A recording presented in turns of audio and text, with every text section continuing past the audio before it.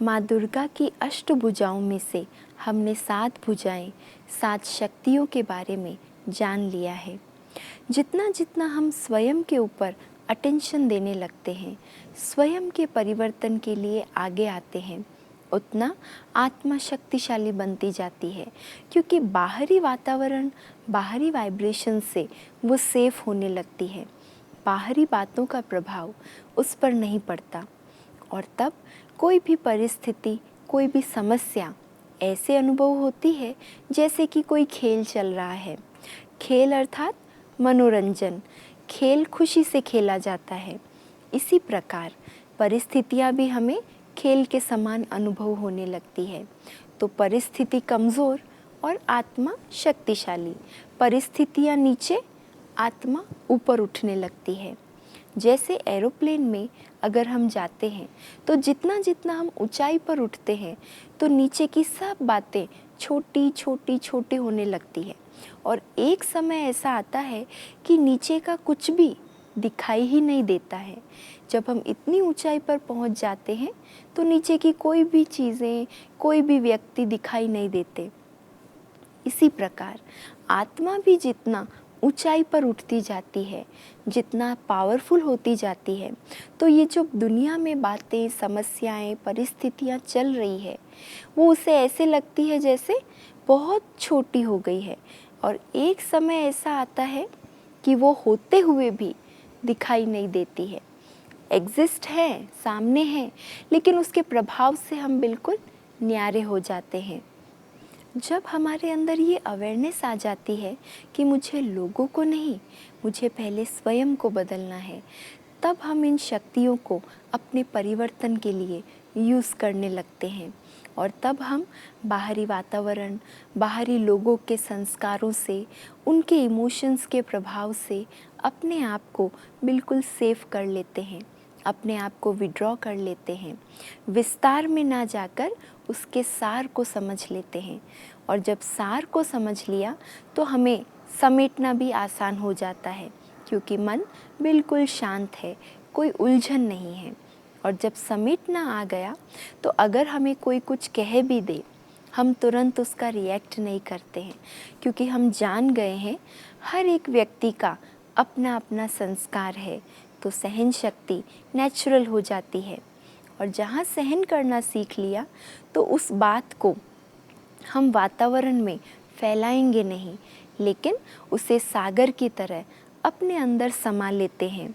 और जहाँ सहन करना, समाना, समेटना, ये सब कुछ सीख लिया, अंदर बिल्कुल नीट एंड क्लीन हो गए, मन बिल्कुल स्वच्छ और साफ है, तो हमारे अंदर परख शक्ति आ जाती है और सही परख कर हम बिल्कुल सही निर्णय लेने लगते हैं। और एक बार अगर सही निर्णय ले लिया, हमें सत्य का साथ देना है, ये संकल्प कर लिया, तो उसके बाद उस निर्णय को फल स्वरूप लाने के लिए, उस निर्णय को प्रैक्टिकल करने के लिए, चाहे कितनी भी बातें आए, कितने भी विघ्न आए, हम उनका सामना करने के लिए भी तैयार रहते हैं। सामना करने की शक्ति हमारे अंदर आ जाती है। और जब ये सातों शक्तियाँ प्रैक्टिस करते करते हमारे लाइफस्टाइल में आ जाती है, तो आत्मा की 8वीं शक्ति जागृत हो जाती है और वो है सहयोग देने की शक्ति। मतलब जो भी 7 शक्तियाँ हमने सुनी, वो हमारे स्वयं के उपयोग के लिए थी, हम स्वयं के ऊपर वर्क कर रहे थे। लेकिन ये जो 8वीं शक्ति है, ये हमें औरों के प्रति यूज़ करने की है, औरों को देने के लिए है। हमारा मन इतना पॉजिटिव, इतना पावरफुल बन जाता है कि हमारे जो भी बोल मुख से निकलते हैं, उस बोल का प्रभाव दूसरों पर भी पड़ता है और हमारे कर्मों से हम औरों के सामने एक एग्जाम्पल बन जाते हैं, हमारे कर्म सुखदायी बन जाते हैं। तब हम हमारे मन, वचन, कर्म हर प्रकार से सभी को सहयोग देने वाले बन जाते हैं। चाहे कोई व्यक्ति किसी कमज़ोर संस्कार के वश है या अपनी किसी बुरी आदत के वश है, लेकिन फिर भी हम उसके बारे में बुरा नहीं सोचेंगे, गलत नहीं सोचेंगे, क्योंकि हमारे मन में पॉजिटिव वाइब्रेशंस है, हमारी मन की ऊर्जा बहुत शक्तिशाली है। तो हम उसे अपनी शुभ भावना, अपनी शुभ कामना का सहयोग देने वाले बन जाते हैं। जैसे 3-4 लोग इकट्ठे होकर एक साथ किसी रास्ते पर जा रहे हैं और उनमें से अगर एक व्यक्ति मान लीजिए किसी खड्डे में गिर गया, उसने देखा नहीं और वो गिर गया, तो बाकी जो 3 लोग हैं उनका काम क्या है? क्या वो भी खड्डे में गिरेंगे? या उनका ये कार्य है उस समय कि उस गिरे हुए व्यक्ति को बचाना, बाहर निकालना, ना कि खुद भी गिर जाना। तो अभी तक हम क्या कर रहे थे? दूसरों की कमज़ोरियाँ देखना, उन कमज़ोरियों का वर्णन करना, वातावरण में फैलाना, ये सब करते करते हम भी उसकी तरह कमज़ोर होते जा रहे थे। लेकिन अब 8वीं शक्ति हमें ये सिखाती है कि कमज़ोर को देखकर हमें उसका चिंतन नहीं करना है, औरों को भी उनका चिंतन नहीं करने देना है, लेकिन उसे अपनी शुभ भावना का सहयोग देना है ताकि वो आत्मा भी ऊपर उठ सके। हमारे संकल्पों से, हमारी शुभ भावनाओं से हम उसे शक्ति का सहयोग दें।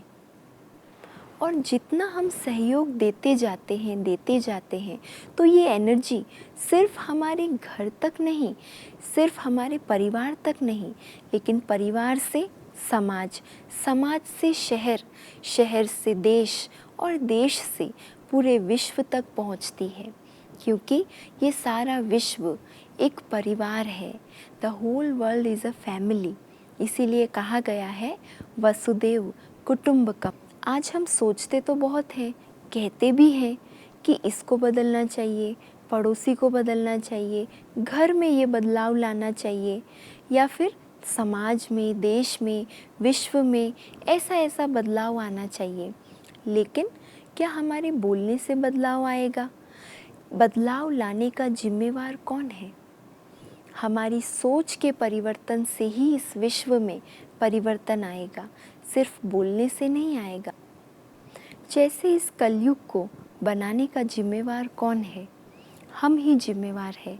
हमारी ही सोच में जब ईर्ष्या, घृणा, नफरत, वैर, विरोध, एक दूसरे के प्रति बदले की भावना, क्रोध, अहंकार, ये सब वृत्तियाँ आ गई तो हमारी वृत्ति ने ऐसा वायुमंडल बना दिया। और अब अगर फिर से हम कलयुग से सतयुग लाना चाहते हैं, इस विश्व का परिवर्तन चाहते हैं, तो हमें पहले हमारी वृत्तियों को, हमारी संकल्प और सोच को बदलना होगा। हमारी सोच में जब सुख, शांति, आनंद, प्रेम, पवित्रता, शुभ भावना, शुभ कामना आ जाएगी, वृत्ति द्वारा वायुमंडल में फैलेगी, तब ये विश्व फिर से कलयुग से सतयुग बनेगा और इस विश्व का परिवर्तन हो जाएगा। और इसीलिए सहयोग देने की शक्ति का यादगार माँ लक्ष्मी देवी को बताया गया है। दिखाया जाता है लक्ष्मी देवी कमल आसन पर विराजमान है, अर्थात कमल के फूल पर वो आसनधारी है। लेकिन कोई भी देवी या कोई भी व्यक्ति किसी फूल पर कैसे बैठ सकता है? वास्तव में कमल पुष्प यादगार है न्यारे और प्यारे बनने का। मतलब चाहे यहाँ कीचड़ है, दलदल है, मिट्टी है, गंदगी है, लेकिन कमल भी उसी दलदल और कीचड़ में ही खिलकर ऊपर उठता है। लेकिन कीचड़ में रहते भी वो कीचड़ से अनटच्ड, उसके प्रभाव से बिल्कुल न्यारा रहता है। इसी प्रकार इस कलयुग में भी कलह कलेश, अशांति, दुख बहुत कुछ है, लेकिन इस कलह कलेश के वातावरण में रहते भी हमें कमल पुष्प समान अपने आप को न्यारा और प्यारा बनाना है। इस वातावरण के प्रभाव से हमें अपने आप को बिल्कुल सेफ, अनटच्ड रखना है। और लक्ष्मी देवी का एक हाथ धन दान करते हुए दिखाया जाता है कि उनके एक हाथ से स्वर्ण मुद्राएं नीचे की ओर गिर रही है और दूसरा हाथ आशीर्वाद की मुद्रा में होता है। इसका भावार्थ है कि सोने की मुद्राएं, अर्थात ये है ज्ञान धन की बात।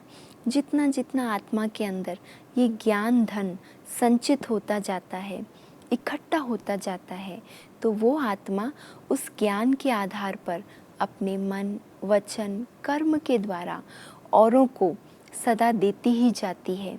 सिर्फ अपने लिए ही यूज़ नहीं करती, लेकिन सभी को इस ज्ञान धन का दान करती जाती है।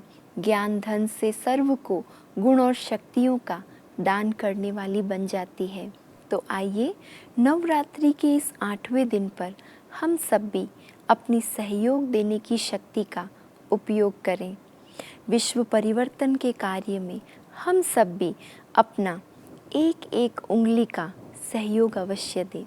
जैसे दिखाया गया है, श्री कृष्ण जब गोवर्धन पर्वत उठा रहे थे तो सब गोप गोपियों ने अपना अंगुली सहयोग ज़रूर दिया। तो ऐसे ही परमात्मा शिव इस विश्व परिवर्तन का कार्य करने आए हैं।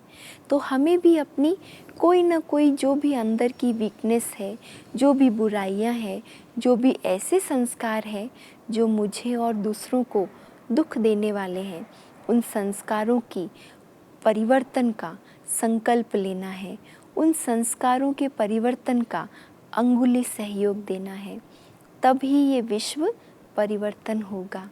आज सारा दिन इसी स्वमान का हम सब अभ्यास करेंगे कि मैं अपने शक्तिशाली मन द्वारा, अपने शुभ बोल द्वारा, कल्याणकारी बोल द्वारा और अपने सुखदायी कर्मों द्वारा सारे विश्व की आत्माओं को सहयोग देने वाली मैं लक्ष्मी देवी हूँ। अच्छा, ओम शांति। शिव शक्तियाँ आ गई धरती पे, शिव शक्तियाँ आ गई धरती पे, शिव शक्तियाँ आ गई। घर घर में होती है जिनकी पूजा, घर घर में होती है जिनकी पूजा, चेतन में वो देवियाँ आ गई, चेतन में वो देवियाँ आ गई, शिव शक्तियाँ आ गई धरती पे, शिव शक्तियाँ आ गई।